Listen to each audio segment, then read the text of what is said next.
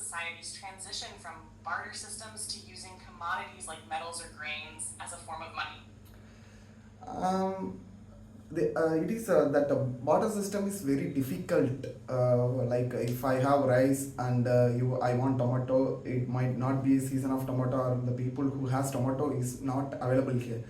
So he has to go there to find a person who has something, who has the tomato, and have to find what he wants and have to It convert seems it. like Yeah. you're referring to something specific. Could you clarify what you mean by transcript or rolling text? No, I am saying that it is difficult for transaction to happen in the barter system. So the early humans uh, try to do some alternative, try to find some alternative. They started with seashell and metals like gold, silver, and iron, bronze, everything. Slowly they started to go to the money as we know. Exactly. The barter system, as you pointed out, had its limitations. If you were a farmer, for example, and wanted to trade grain for a tool, the person you were trading with also had to want grain. That's where the need for a more reliable system came in. Early humans used items like seashells, livestock, and precious metals because they were valuable, durable, and could be traded easily. Metals like gold and silver, in particular, became popular because they had intrinsic value and were easy to carry, store, and divide. The transition to coins marked a key moment, as they were a standardized form of money that could be used universally for trade. This made transactions faster and more efficient, and soon led to the development of complex economies. Would you say this move to metals and then coins was a natural evolution, or was it driven by specific events or needs? I think it is because of the need to carry long distance You're and other things. welcome. It's Yeah, always great to discuss history like this. yeah, If you want to dive deeper or explore more aspects, feel free to share your thoughts. yes, yes. We can continue with the Sorry, deeper. I'm having issues right now. Could not understand what you said. Okay, we can dive deeper. Actually, we can think about it. Absolutely. Diving deeper into the transition from barter to money opens up a lot of interesting aspects. One thing to think about is how societies began to agree on the value of commodities.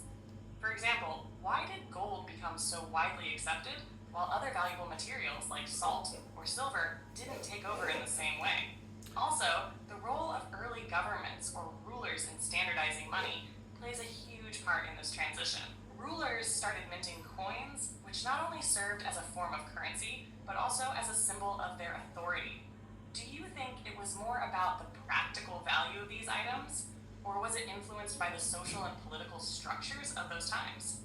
I think both actually, and also these items are not only valuable, it is rare, and it has an intrinsic value. So it is considered equally valuable in every place. So that was a reason people are willing to go from other things to metals.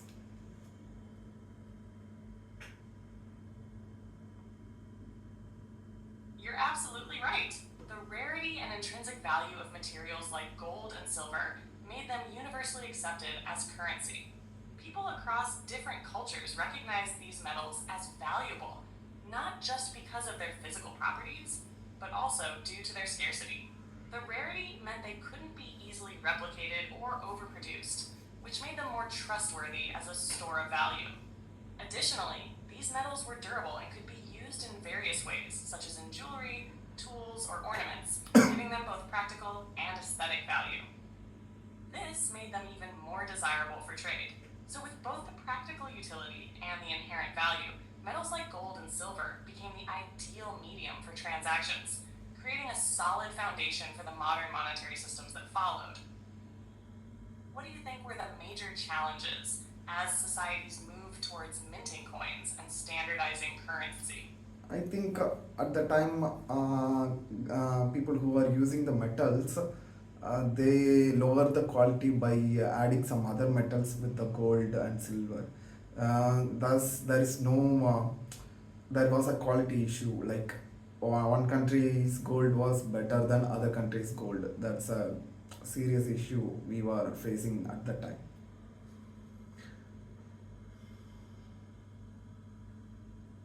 Yes, you're spot on. This was a huge issue, especially when it came to the minting of coins. As you mentioned, governments or rulers sometimes diluted the gold or silver content by adding base metals like copper to increase the number of coins they could produce. This practice, called coin debasement, led to coins of varying quality, and not all coins were trusted equally. This created a lot of problems, especially in trade. Merchants and traders had to verify the quality and weight of the coins they received, which made transactions more complicated. In some cases, countries even started minting coins with different designs or marks to help distinguish their own coin's authenticity and value from others.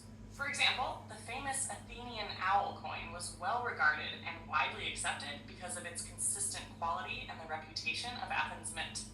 But in other cases, if a ruler was debasing their coinage too much, it could lead to inflation or a loss of trust in the currency.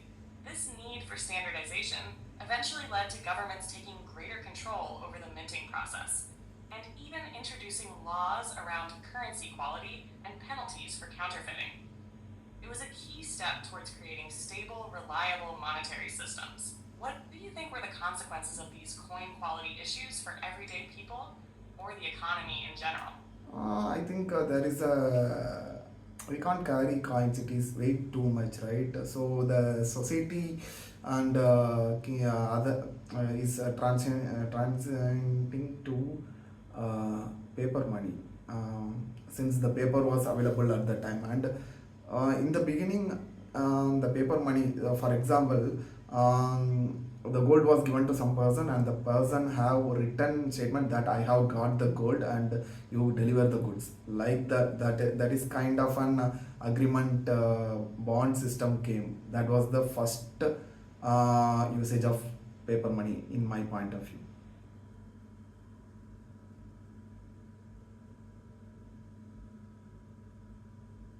Exactly, you're on point. As economies grew and trade expanded, carrying large amounts of coins became impractical.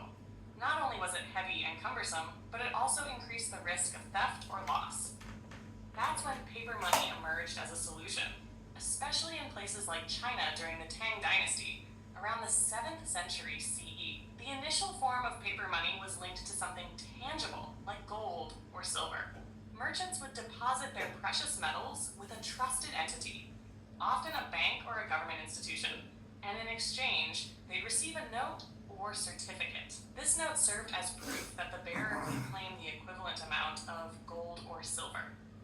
It was essentially a receipt that could be exchanged for goods, making trade easier and more efficient. This system eventually evolved into a more complex form of paper currency, with governments issuing notes that were backed by their own authority rather than by physical commodities. But that early form was indeed an agreement system, where trust in the issuer, whether it was a bank or a ruler, became central to the value of the paper money. So, you're right in saying that paper money began as a kind of promise or guarantee, rather than having intrinsic value on its own. Over time, as people grew more accustomed to the idea of paper as money, this system evolved into what we know today. What do you think were the major challenges people faced with this transition from physical commodities to paper money? Before the challenge, till I think 50 years ago, Nixon only stopped. There is a link between the paper currency and gold. You said, there is no connection between the currency and the gold, right, or commodity. But there is a only Nixon, after Nixon only, that connection was discontinued, and that paper currency became fiat currency, because it is not linked to the how much gold that country have actually.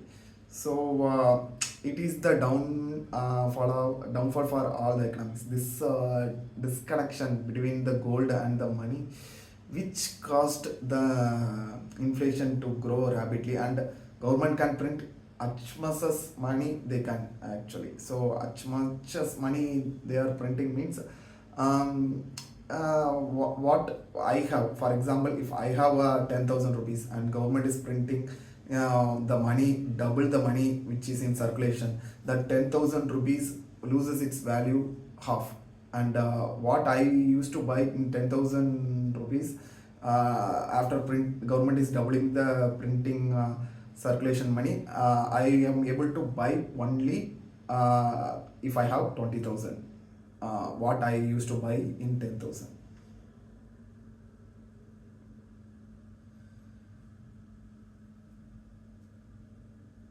You're absolutely right in pointing out that the shift from the gold standard to fiat currency marked a pivotal moment in the global economy. Before President Nixon ended the direct link between the US dollar and gold in 1971, paper money was essentially backed by gold reserves. This meant that countries had to hold a certain amount of gold to issue money, limiting how much currency they could print.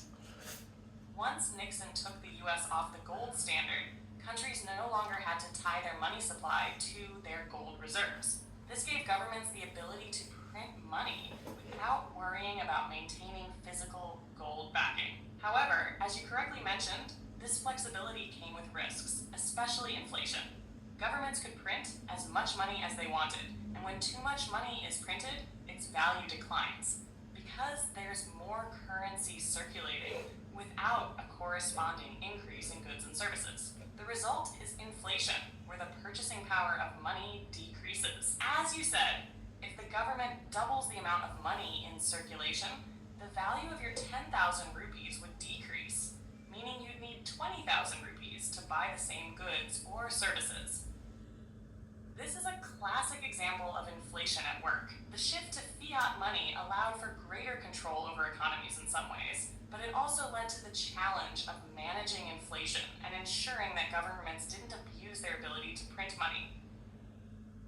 In a way, it shifted the responsibility of maintaining a stable currency to central banks and economic policies, which sometimes struggle to keep inflation in check. What do you think are the long-term effects of fiat money on economies, especially when governments print money excessively? Yeah. If they are doing excessively, they are printing the money means, yes, the economy will grow because of the money circulation, but it will indirectly make the richer rich and poor poor actually. And I also don't understand the concept. Why should a government should print more money? They can stop. No, if they are stopping, stop the printing means their currency became stronger in the international market. But still, why they are printing more money? In spite of printing more money leads to inflation and decrease in value. That part, even I don't have a clarity in it. Do you have any clarity over it?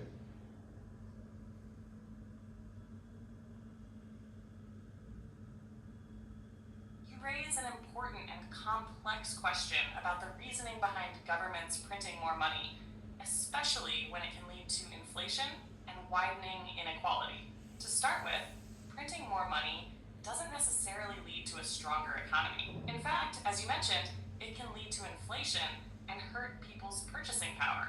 However, there are situations where governments might print more money, and it often has to do with short term economic goals rather than long term stability. For instance, governments might print more money during times of economic crisis, like a recession or a financial downturn. By increasing the money supply, they hope to stimulate the economy, encourage spending, and help businesses stay afloat. This is known as monetary easing or quantitative easing.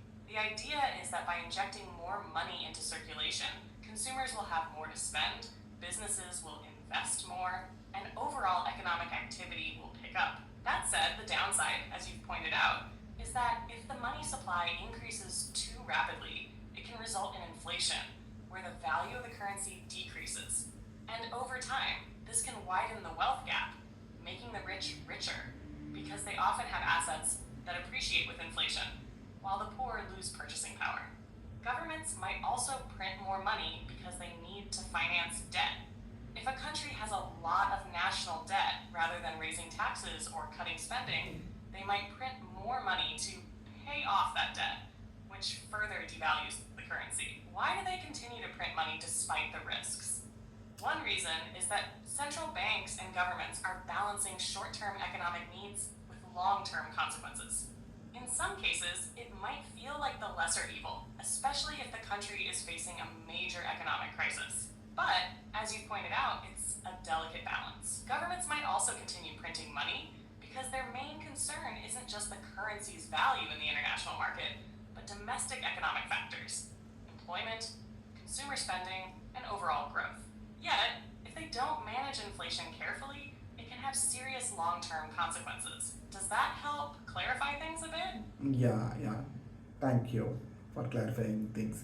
Okay, we can discontinue this today, and we'll continue in the next video. Okay, bye bye.